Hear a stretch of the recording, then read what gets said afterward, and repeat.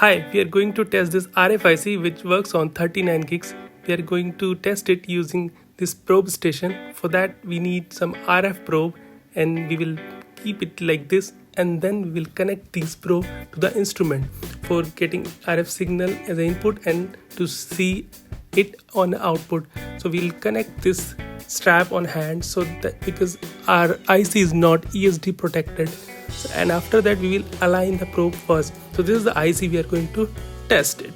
So for that, first we will slide the board slowly between the DC probe and the RF probes, and then if we closely see the IC, it looks something like this. So this is the complete picture. Here DC probing and RF probing is shown. So through these instruments we are feeding the DC bias and the RF signal to this chip, and we are getting the output on this instrument.